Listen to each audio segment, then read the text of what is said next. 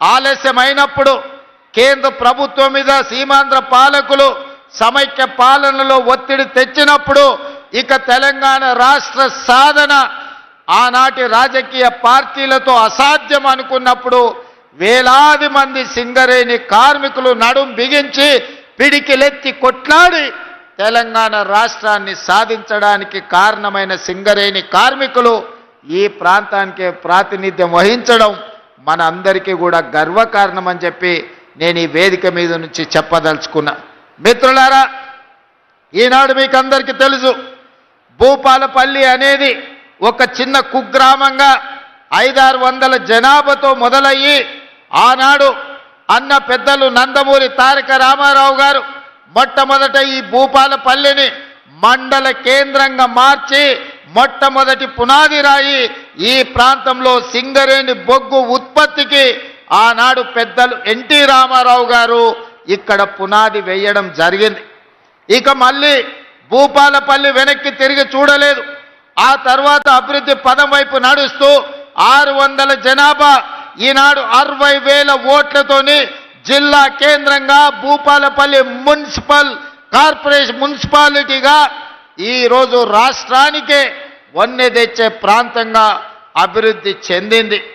ఈనాడు మన కళ్ళ ముందల్లే చిన్న గ్రామం నుంచి జిల్లా కేంద్రంగా భూపాలపల్లి అభివృద్ధి చెందింది అనంటే ఆనాడు కాంగ్రెస్ పార్టీ చేసిన అభివృద్ధి ఈరోజు ఈ ప్రాంతం అభివృద్ధికి కారణమైంది.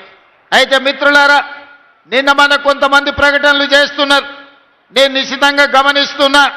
మేము భూపాలపల్లి జిల్లా ఇస్తే కాంగ్రెస్ పార్టీ జిల్లాను రద్దు చేస్తుందని ఒక తప్పుడు విషపు ప్రచారం చేస్తున్నారు. ఈ వేదిక మీద నుంచి మీడియా మిత్రులకు 4 కోట్ల తెలంగాణ ప్రజలకు నేను స్పష్టంగా చెప్పదలుచుకున్నా, ఏ జిల్లాలను తొలగించడం కానీ కొత్త జిల్లాలను ఇచ్చే ఆలోచన కానీ ప్రభుత్వ పరిధిలో పరిశీలనలు లేదు. ఎన్నడైనా జిల్లాలను పునర్వ్యవస్థీకరించాలి, లేకపోతే రేషనలైజ్ చెయ్యాలి అని అంటే బహిరంగంగా ప్రజలకు చెప్పి శాసనసభలో చర్చ చేసి ప్రతిపక్షాల సూచనలు తీసుకున్న తర్వాతనే జిల్లాల గురించి ఆలోచన చేస్తాం. ఎవరు ఎన్ని కుట్రలు చేసినా, ఎన్ని అపోహలు సృష్టించాలని ప్రయత్నం చేసినా భూపాలపల్లి ప్రాంతం చైతన్యవంతమైన ప్రాంతం. ఎవరు ఏ కుట్రలు కుతంత్రాలతోని ఈరోజు తప్పుడు ప్రచారం చేస్తుండ్రో పసిగట్టగలిగిన శక్తి ఈ ప్రాంత ప్రజలకు ఉన్నది. భూపాలపల్లి జిల్లా ఎక్కడికి పోదు, జిల్లా కొనసాగుతుంది. అభివృద్ధి పదం వైపు నడిపించే బాధ్యత మన ప్రభుత్వం తీసుకుంటుంది. కొంతమంది చిల్లర మల్లర ప్రచారాలు చేస్తారు.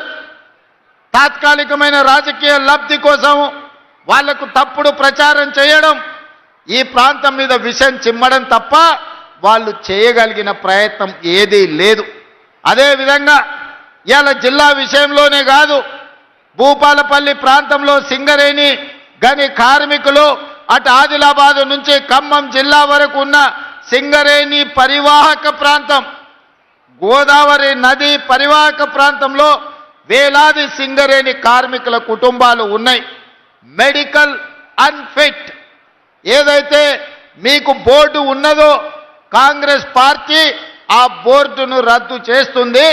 భవిష్యత్తులో సింగరేణి కార్మికులకు వాళ్ళ వారసత్వ ఉద్యోగాలు కానీ మెడికల్ బోర్డు ఇచ్చే అన్ఫిట్ సర్టిఫికెట్తోని వాళ్ళ కుటుంబ సభ్యులకు వచ్చే ఉపాధి అవకాశాలు పోతాయి.